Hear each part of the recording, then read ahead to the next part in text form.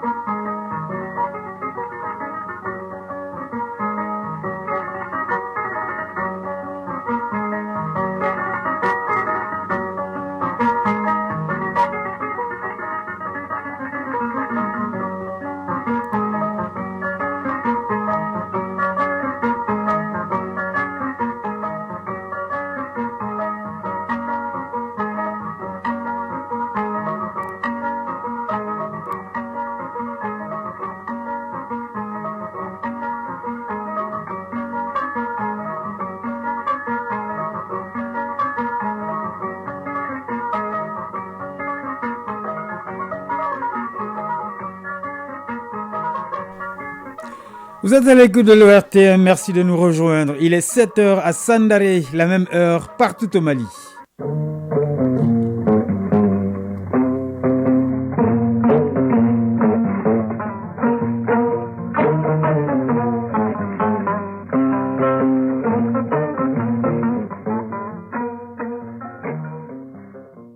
Le journal Kodi Sibi. Mesdames, Messieurs, bonjour. Rationaliser la gestion des salaires et la carrière des agents à travers un logiciel d'identification. C'est le but d'une opération d'identification des agents des fonctions publiques de l'État et des collectivités territoriales lancée hier à Ségou. La cérémonie était présidée par le Premier ministre Dr Choguel Kokala Maïga. Nous parlerons du premier congrès de la Société malienne d'épidémiologie qui se tient à Bamako. Les chercheurs de 39 pays à travers le monde partagent leur expérience pour des solutions, des ripostes aux maladies infectieuses qui prennent de l'ampleur. Les autorités saoudiennes prennent de nouvelles mesures pour la bonne gestion du Hajj. Cette année, l'inscription se fait entre le mois d'octobre 2023 et mars 2024. En sport, les finales de la Coupe du Mali de basketball se jouent ce samedi au Palais des Sports Salamatou Maïga. Le stade malien de Bamako est sur deux fronts, en dame contre le Djoliba Athletic Club et en homme face à l'AS Real de Bamako. Dans le dossier du jour, Duratie Diakité nous parlera des vertus du thé, notamment son apport à la santé. Et puis, en rediffusion, la chronologie du développement revient sur la ZLECAF, zone de libre-échange continentale. Voilà pour le sommaire. Installez-vous bien, mesdames et messieurs, bienvenue dans ce journal. Lancement hier à Ségou de l'opération d'identification des agents des fonctions publiques de l'État et des collectivités territoriales. L'opération vise à rationaliser la gestion des salaires et des carrières des agents à travers un logiciel d'identification. La cérémonie qui a enregistré la participation de plusieurs ministres et gouverneurs est placée sous la présidence du Premier ministre Dr Choguel Kokala Maïga. Les détails avec Alousseni Touré. L'opération d'identification des agents des fonctions publiques d'État et des collectivités est une formidable opportunité pour les gestionnaires des ressources humaines de ces entités de mieux cerner les contours de cette gestion pour une plus grande efficacité, aussi bien en termes de salaire que de point de vue de la gestion des carrières. Contrôleur général Alassane Traoré, gouverneur de la région de Ségou. Le 24 mai 2022, le SIGRH a été solennellement lancé par son Excellence le colonel Assimi Goïta, président de la transition, chef de l'État.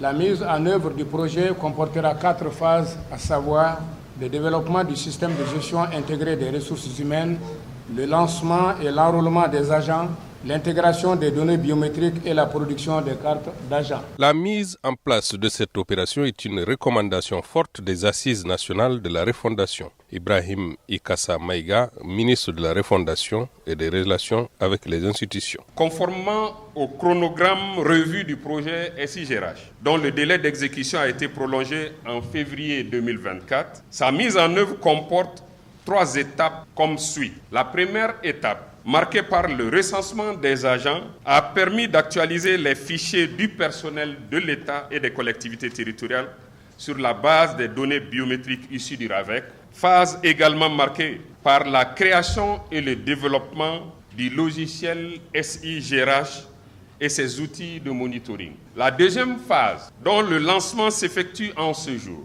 concernera l'identification physique des agents par des équipes mobiles constituées au niveau de chaque DRH, j'ai nommé les directions des ressources humaines sectorielles.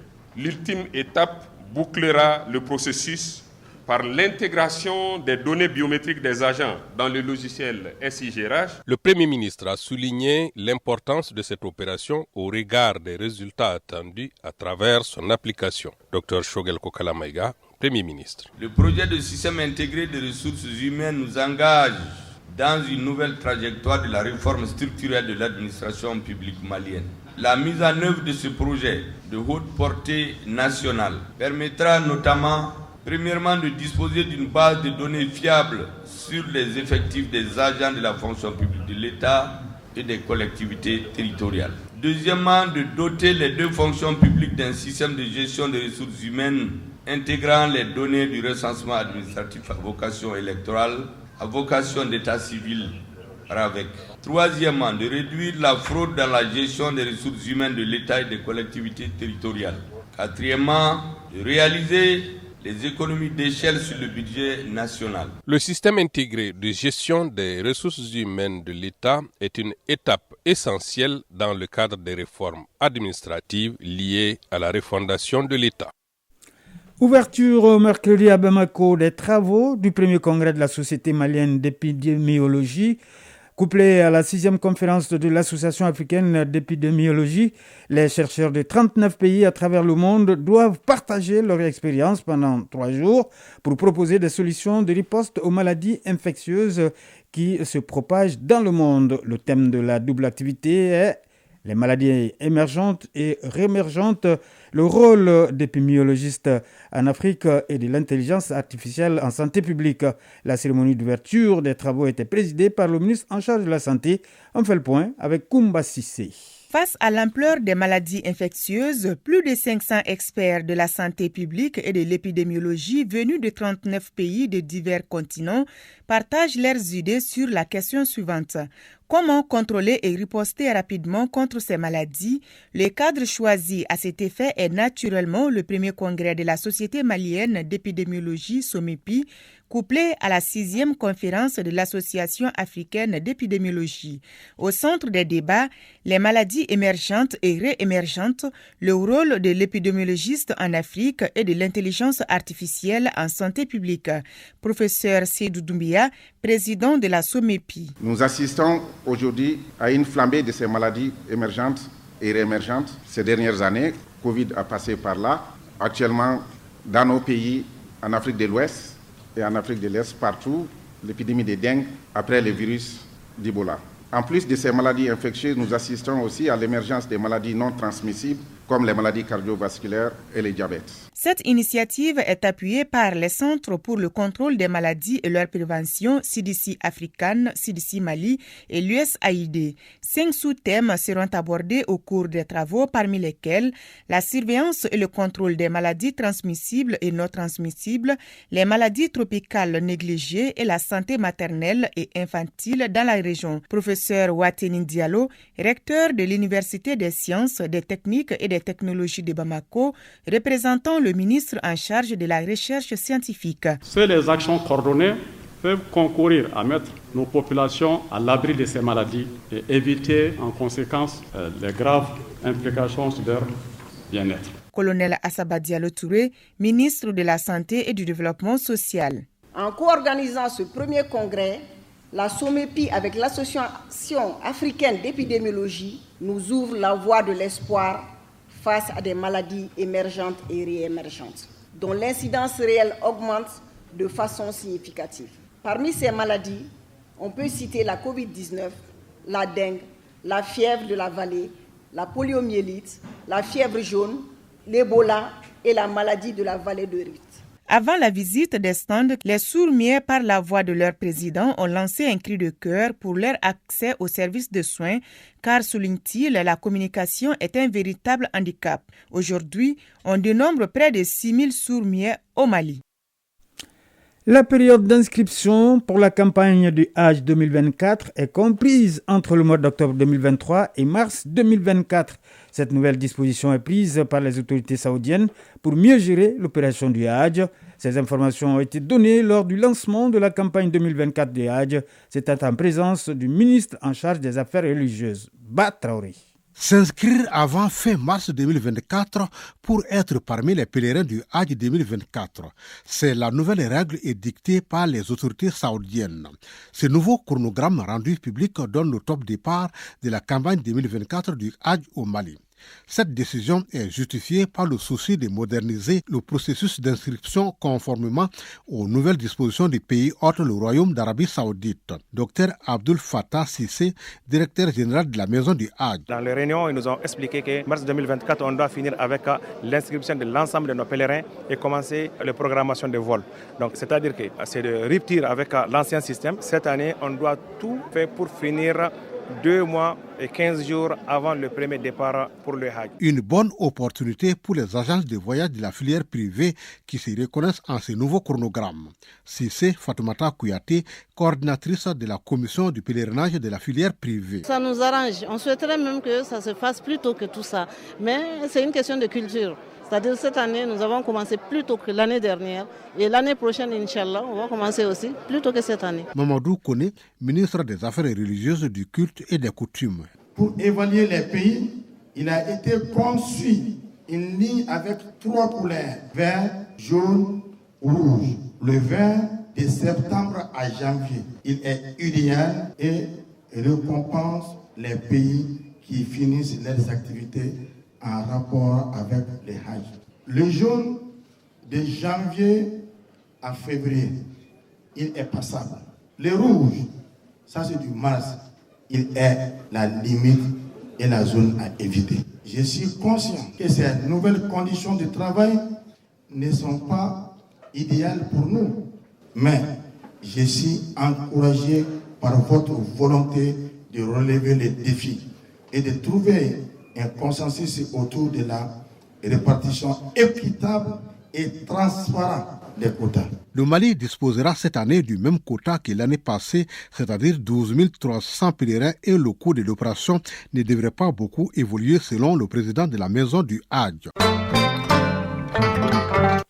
On en vient au dossier du jour, l'impact du thé sur la santé.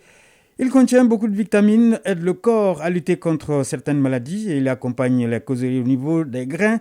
Le thé, c'est de cette boisson qu'il s'agit et il demeure un moyen pour certains consommateurs de se détendre. Dans notre série de dossiers sur le thé, nous nous intéressons aujourd'hui à l'apport du thé à la santé. C'est une réalisation de Durache Diakité.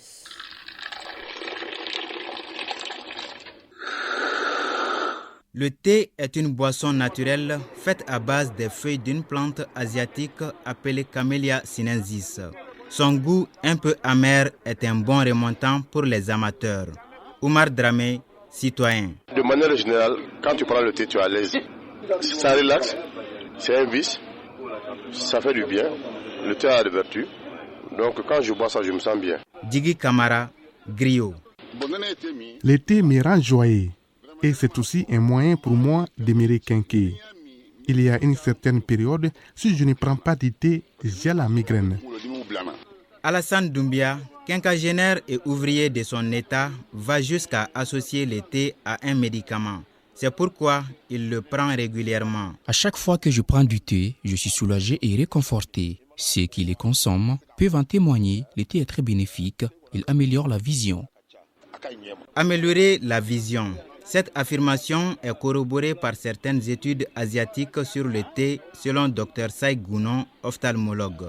Selon une étude réalisée au Japon en 2010, le thé vert contient les catéchines, un produit absorbé par les tissus oculaires et dont la concentration est maximale au niveau de la rétine. Ce produit est un antioxydant qui donc permet le fonctionnement des cellules visuelles. En plus, Le thé vert contient la lithéine, entre autres. Tous ces produits-là jouent un rôle important dans le fonctionnement des cellules visuelles. Les cellules visuelles, c'est les cellules qui permettent de fixer les images et puis envoyer au niveau du cerveau pour permettre la vision. Il faut préciser que ces études-là préconisent de consommer le thé en infusion.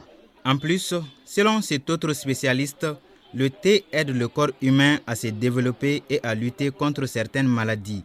Dr Djibril Traoré est nutritionniste.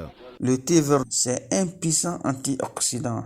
Ces antioxydants ont leur rôle, c'est de neutraliser la formation des radicaux libres que nos cellules produisent chaque jour. L'excès de ces radicaux libres favorise le vieillissement cellulaire. Ils sont impliqués dans le développement de certains cancers et des maladies neurodégénératives telles que la maladie d'Alzheimer et la maladie de Parkinson et dans les maladies cardiovasculaires. Ce n'est pas tout, assure le spécialiste. Le thé est très riche et contient beaucoup de vitamines qui sont indispensables à l'organisme. Telles que la vitamine C, telles que la vitamine E, telles que la vitamine du groupe B. Et ça contient aussi des minéraux tels que le potassium, tels que le fluor. Et le thé vert favorise la sensibilité de l'insuline, ce qui aura une influence sur le syndrome métabolique. Il est conseillé de consommer 3 à 5 tasses de thé par jour, mais de préférable sans sucre ni lait. Mais attention, comme toute autre boisson, l'excès du thé peut nuire à la santé. Dr Djibril Traoré, nutritionniste. Le thé vert a peu d'effets secondaires aux doses usuelles. Il peut être responsable de maux de tête, souvent de l'étourdissement, de problèmes de digestion tels que des nausées, des vomissements. Souvent, ça peut entraîner des agitations, de l'insomnie, même des tremblements. Le thé peut favoriser la perte du poids en aidant à abaisser le taux de mauvais cholestérol, des triglycérides, du glucose sanguin. La plupart de ces effets secondaires sont causés par la caféine à haute dose. En définitive, les bénéfices du thé sur l'organisme humain dépassent largement les inconvénients. Faut-il en prendre sans modération? En attendant, quelques mots de l'actualité hors de nos frontières. Au Congo-Brazzaville, le sommet des 3 bassins s'est ouvert hier pour 3 jours, mais sans représentants de l'Amazonie et du Bornéo-Mekong. L'objectif de ce sommet est de coordonner les politiques de lutte contre la déforestation, protéger le climat et accélérer la transition énergétique. Les experts ont déjà commencé les travaux qui seront suivis par les ministres ce vendredi et les chefs d'État samedi pour clôturer. La rencontre se fera cependant essentiellement entre les représentants d'un seul bassin, celui du Congo. Au Mozambique, le Frelimo, parti au pouvoir depuis l'indépendance, sort victorieux des élections municipales du 11 novembre. La Commission nationale électorale a révélé hier les derniers résultats du scrutin. Il accorde au Frelimo 64 villes sur 65. Depuis 15 jours, le pays vit sous tension. L'opposition et la société civile dénoncent des fraudes massives. Au Soudan, la réunion des responsables politiques et représentants civils du pays a pris fin hier après 3 jours de discussion à Addis Abeba. Alors que les négociations à Djeddah entre les belligérants ont repris, les civils sont toujours exclus après 6 mois de guerre. La société civile tente d'exister et de s'unir pour mettre la pression sur les militaires avec un projet politique alternatif crédible. Et puis en Russie, une délégation de l'organisation palestinienne était hier à Moscou pour les discussions 3 semaines après le début de la guerre entre le Hamas et Israël. Le vice-ministre iranien des Affaires étrangères, Ali Bergari-Kani, était également dans la capitale russe. Les 2 hommes ont discuté de l'escalade de sans précédent dans le conflit israélo-palestinien, alors que le ministère russe des Affaires étrangères, selon donc le ministère russe des Affaires étrangères.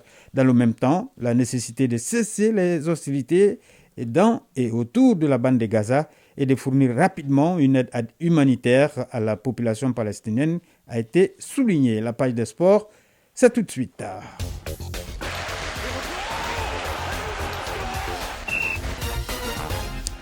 Basketball, la finale de la Coupe du Mali se joue demain samedi au Palais des Sports Salamatou Maïga. Chez les dames, le Stade malien sera face au Djoliba Athletic Club. Et du côté des hommes, le Stade malien affrontera l'AS Real de Bamako. Football, la cérémonie de lancement de la mobilisation pour la participation du Mali à la CAN en Côte d'Ivoire a eu lieu hier. Une mobilisation que le ministère en charge des sports se veut grandiose autour des aigles du Mali. Le résumé de l'actualité sportive, c'est avec Isaac Younou.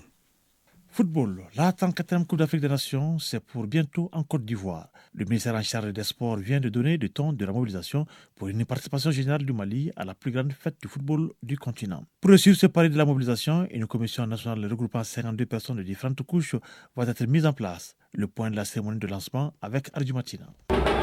Le ton de la mobilisation générale pour la participation du Mali à la 34e Coupe d'Afrique des Nations en Côte d'Ivoire est donné à travers cette cérémonie par le département en charge des sports. Aux côtés du ministre pour sonner déjà la mobilisation, le premier vice-président de la Fédération malienne de football, la DNCEP, et le représentant de la présidence, c'est là à 2 mois et quelques jours de la plus grande messe du football continental. Abdul Kassim Ibrahim Fomba, ministre en charge des sports. Cette mobilisation, nous la voulons vraiment très populaire, parce que nous voulons que chaque Malien, chaque citoyen puisse être mobilisé pour la participation, l'appui que nous pouvons faire au niveau de l'équipe nationale. L'appui, ce sont les supporters, c'est le fait d'être là, de pousser les gens à les encourager, parce qu'ils ont besoin d'énergie. La 34e CAN en Côte d'Ivoire sera la 13e participation du Mali.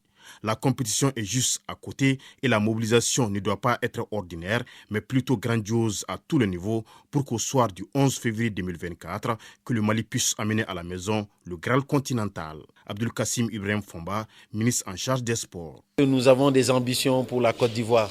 Et ces ambitions-là, c'est d'aller jouer et de remporter la coupe. Et cela demande à ce qu'il y ait toute la population derrière. Au niveau du département en charge des sports, les signaux sont déjà positifs et le reste du travail pour relever le pari de la mobilisation sera fait par une commission nationale. Abdul Kassim Ibrahim Fomba, ministre en charge des sports. À ce stade, aujourd'hui, il y a des engagements qui sont pris. Nous avons mis une commission en place qui doit commencer également ses travaux. Et cette commission va apporter beaucoup plus d'éléments au fil du temps. Il est important que tous les Maliens s'investissent en ambassadeurs pour appuyer cette équipe, en ambassadeurs pour supporter cette équipe, en ambassadeurs pour passer des messages positifs pour l'équipe. Parce que les joueurs ont besoin d'être encouragés. Ils sont en train de se battre pour le Mali. À travers ces lancements, tout laisse à croire que la mobilisation autour des aigles du Mali, logés dans le groupe E à Korogo, en compagnie de la Tunisie, de l'Afrique du Sud et de la Namibie, sera totale. Basketball, les finales de la Coupe du Mali de basketball se jouent demain samedi. Sur la dame, le Djoliba sera opposé au Stade malien de Bamako. Une finale de rêve pour les amateurs de la balle au panier. Les Djolibis se tenteront de sauver leur saison. Quant au Blanc de Bamako, déjà vainqueur du championnat, elle vise le doublé Coupe Championnat. Sur le tableau masculin, l'ASL de Bamako joue contre le Stade malien de Bamako. L'ASL est la seule équipe à avoir battu cette année les stadistes. Donc la partie s'annonce intéressante. Toutes les deux rencontres se joueront dans la salle Salamatou Maïga du Palais des Sports. Coup d'envoi 15h. Chronique du développement. Nous parlons aujourd'hui de la ZLECAf, ou Zone de libre-échange continentale africaine. Cet organe a été créé en janvier 2021 par les dirigeants du continent pour donner un coup d'accélérateur aux échanges intra-africains et avec le reste du monde. Suivant à rediffusion ce numéro de la chronique du développement avec Soumaïla Berté et Marc Dambélé. Dans leur volonté de réaliser un regroupement à l'échelle continentale devant booster l'intégration économique à l'image de celle politique, les dirigeants africains ont mis en place une nouvelle structure dénommée Zone de libre-échange continentale africaine ZLECAf. Elle est opérationnelle depuis le 1er janvier 2021 et couvre l'ensemble des 54 pays du continent. Son siège se trouve à Accra, au Ghana. Alors, qu'est-ce que la ZLECAf dans sa version opérationnelle et quels sont ses objectifs? Modibo Mao Makalou, économiste. L'Union africaine a élaboré une stratégie, une vision sur 50 ans qui s'appelle l'agenda 2063, qui contient 7 aspirations, c'est-à-dire la vision première, c'est une Afrique intégrée, prospère et en paix, conduite par ses propres citoyens et représentant une force dynamique sur la scène mondiale. Donc, il s'agit de mettre en place un cadre stratégique commun pour la croissance inclusive et le développement durable en Afrique. Donc la zone de libre-échange continentale est un outil qui devrait permettre d'atteindre cette vision, de réaliser cette vision. Qu'est-ce que c'est qu'une zone de libre-échange ? C'est un processus, c'est une étape de l'intégration économique, c'est-à-dire qu'on élimine les barrières tarifaires et non tarifaires, c'est-à-dire que les tarifs douaniers et autres, pour que les marchandises et les biens et les personnes puissent circuler librement au sein des membres. Mais chaque pays membre conserve sa structure tarifaire. Mais l'objectif de la zone de libre-échange continentale elle-même, c'est d'aller vers un marché commun, c'est d'aller vers une libre circulation des personnes, des biens, des services et des facteurs de production dans toute l'Afrique. Outil stratégique de l'intégration économique de notre continent, la ZLECAf est une voie pour l'Afrique de peser dans les affaires du monde d'aujourd'hui. Portée sur des fonds baptismaux par une écrasante majorité des États membres, elle est le plus grand marché à l'échelle continentale au monde. Une quarantaine de pays ont ratifié pour le moment, mais il y a 54 pays sur les 55 pays qui ont signé l'accord d'établissement de la zone de libre-échange continentale. Ce qui fait de la ZLECAf, comme on l'appelle, la zone de libre-échange continentale la plus vaste au monde, réunissant 54 pays et plus d'1,3 milliard de personnes. Mais la zone est opérationnelle déjà. Et pas plus tard que le 17 juillet, la zone de libre-échange continentale a pu mobiliser avec la Banque africaine d'import et export 2 milliards de dollars US, c'est-à-dire environ 1300 milliards de francs CFA, pour aider à la transformation structurelle, c'est-à-dire pour booster l'agriculture, mais surtout l'agro-industrie, c'est-à-dire la transformation des produits. Au-delà de l'ouverture sur le reste du monde, la ZLECAf comporte plusieurs avantages dans le commerce intra-africain. Modibo Mao Makalou, économiste. Parmi les avantages, on peut citer la baisse des tarifs douaniers.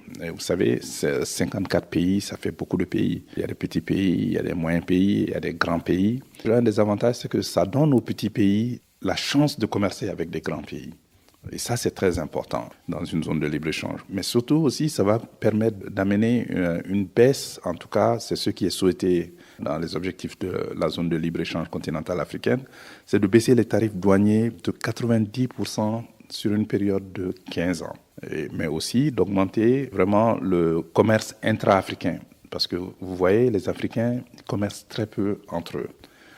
Nous sommes aujourd'hui 1,350 milliard de personnes. Nous représentons 17% de la population mondiale. Mais imaginez qu'en Europe, le commerce intra-européen, c'est-à-dire le commerce entre les pays d'Europe, frôle les 70%. Donc nous avons un retard à rattraper. Donc c'est une Afrique forte et unie qui peut commercer avec d'autres entités. Une Afrique forte et unie pour commercer avec d'autres entités du monde, notre continent doit éviter la fragmentation. Car, comme le dit le panafricaniste Kwame Nkrumah, évoquant la nécessité pour l'Afrique de s'unir, je le cite, « Divisés, nous sommes faibles, mais unis, nous pouvons représenter une force dans ce monde. » Fin de citation. C'est ce qui met fin à ce journal mis en onde Alou Koulibaly, présentation Koudi Sibi. Merci au rédacteur en chef Bourama Traoré qui m'a aidé à le préparer, Cheikh Oumar Traoré pour la mise en ligne. Nous vous souhaitons de passer une excellente journée de vendredi en compagnie de nos programmes.